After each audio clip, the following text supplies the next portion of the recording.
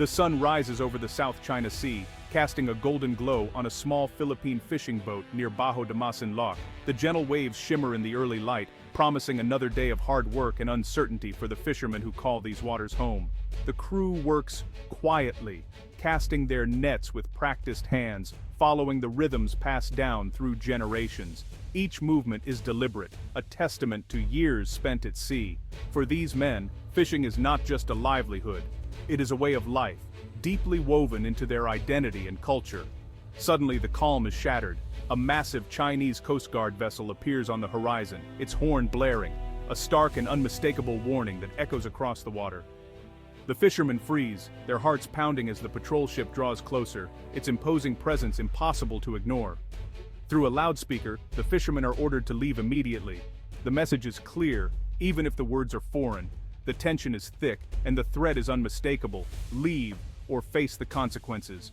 The small boat is dwarfed by the sheer size of the Coast Guard vessel. The fishermen's anxiety is palpable, their faces etched with worry and fear. They know that any wrong move could escalate the situation. This is no isolated incident. Such confrontations have become routine in these contested waters. Day after day, Filipino fishermen face the same intimidation, risking their safety just to provide for their families. Bajo de Masinloc, or Scarborough Shoal, has become a flashpoint where livelihoods and national pride collide. Here, the struggle for survival is entangled with the larger battle for sovereignty and control. Filipino fishermen now find themselves on the front lines of a geopolitical struggle between the Philippines and China. Each trip to sea is a gamble, as they navigate not only the elements but also the shifting tides of international politics. Coast Guard ships and military exercises have transformed this once peaceful fishing ground into a stage for power plays and military posturing. The presence of armed vessels is a constant reminder of the risks these fishermen face. The fishermen's daily struggle is the human face of a conflict that threatens the stability of the entire region. Their resilience and determination are tested every day as they endure hardship and uncertainty on the open sea. Their story is a stark reminder. Beneath the surface, the South China Sea simmers with tension, its calm waters hiding the deep and unresolved disputes that shape the lives of those who depend on it. Bajo de Masinloc, also known internationally as Scarborough Shoal, is a striking ring of reefs and rocks that rises from the vast blue expanse of the South China Sea. This unique formation, shaped like an atoll, is both beautiful and treacherous, with its jagged edges barely breaking the surface of the water. At high tide, much of the shoal disappears beneath the waves, leaving only a few rocks visible above the waterline. Yet, these seemingly insignificant outcrops play a crucial role in the region. The calm lagoon at its center provides a rare and vital refuge for fishing boats, especially during storms or rough seas. Beneath the surface, the shoal teems with vibrant marine life. Coral reefs, schools of fish, and other sea creatures thrive here. For generations, this abundance has made Bajo de Masinloc a lifeline for local communities, supporting the livelihoods of countless Filipino fishermen and their families. Strategically, the shoal is located just 120 nautical miles from Luzon, the largest island of the Philippines. Its proximity makes it a key outpost for the country, both for economic and security reasons. For China, Bajo de Masinloc is more than just a reef. It's a critical piece in its broader ambitions to control the South China Sea, a region that serves as a vital artery for global trade, with trillions of dollars worth of goods passing through each year. Generations of Filipino fishermen have depended on these waters, tying the shoal deeply to their identity, culture, and economy. Their stories and traditions are woven into the fabric of the shoal's history. For China, the shoal is a symbol of historical claims and strategic reach, representing its desire to assert influence and protect its interests in the region. Whoever controls Bajo de Masinloc can monitor the movement of commercial shipping and military vessels, making it a critical vantage point in the ongoing contest for dominance in the South China Sea. The shoal's location allows for the observation of both civilian and military activities, heightening its importance for regional security and international relations. This small patch of sea has become a major source of friction between nations, a flashpoint and a symbol of a much larger power struggle over territory, resources, and national pride. In the end, Bajo de Masinloc is far more than just rocks and reefs. It stands as a battleground for sovereignty, survival, and the future of those who call these waters home. China's claim to Bajo de Masinloc is anchored in its 9-dash line, drawn in the 1940s to encompass nearly the entire South China Sea. Chinese officials cite ancient maps and history, teaching citizens these waters have always been theirs. To enforce this, China deploys a powerful coast guard and maritime militia, pushing out other nations' vessels, but the 9-dash line is not recognized by international law. The United Nations Convention on the Law of the Sea, or UNCLOS, bases maritime rights on coastlines, not history. This clash, China's historical narrative versus global legal norms, fuels the ongoing standoff. By maintaining a constant presence, China aims to turn its claim into reality, regardless of legal objections. The Philippines grounds its claim to Bajo de Masinloc in modern law, not ancient history. Under UNCLOS, both countries are signatories, and the shoal lies well within the Philippines' 200 nautical mile exclusive economic zone. This gives the Philippines exclusive rights to fish and manage resources there. In 2013, frustrated by China's actions, the Philippines took its case to the Permanent Court of Arbitration. The 2016 ruling was clear. China's 9-dash line has no legal basis, and its actions violated Philippine rights. The decision was celebrated in Manila and supported internationally. Yet, the tribunal has no power to enforce its ruling. China rejected the verdict outright, leaving the Philippines with law on its side, but little leverage.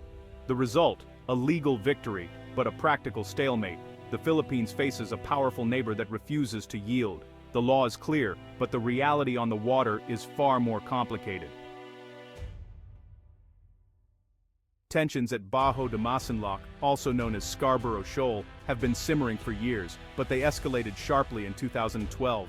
That year, a Philippine Navy ship attempted to arrest Chinese fishermen accused of illegal harvesting in the area, sparking a major international incident that would change the region's dynamics. In response, Chinese surveillance ships quickly intervened, preventing the arrests and leading to a tense, weeks-long standoff between the two countries' vessels.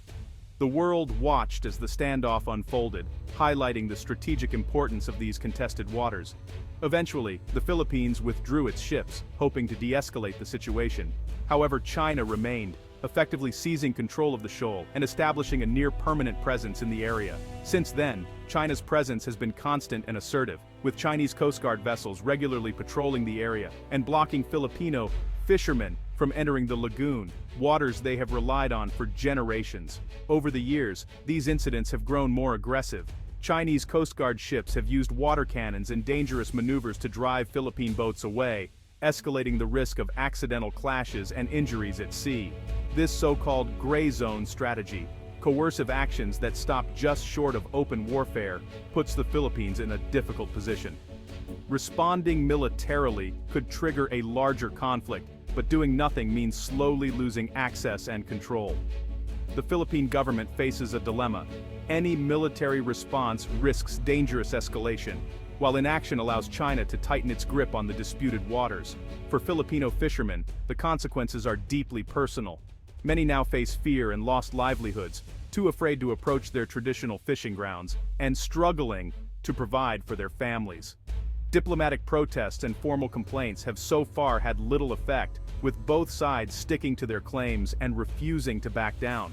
Each new incident only deepens mistrust, hardens positions, and raises the risk that a miscalculation could spark a much more serious crisis in the region. The ongoing standoff has become a test of national resolve, with ordinary people, especially fishermen and their families, caught in the crossfire of a geopolitical struggle far beyond their control. With every new confrontation, the stakes grow higher, and the world watches closely, hoping that diplomacy will prevail before tensions boil over into open conflict. In a bold move, the Philippines announced military exercises near Bajo de Masinloc. These are not routine drills. They're a statement of intent to defend its rights in its own waters. The exercises involve the Navy and Air Force, demonstrating readiness and resolve. After years of Chinese pressure, the Philippines is pushing back, showing it won't be sidelined. The drills also signal a shift in foreign policy, with Manila strengthening alliances, especially with the United States. By acting, the Philippines shows it's a capable partner, not just a passive victim. The move is risky, certain to provoke Beijing, but inaction would mean surrendering its claims.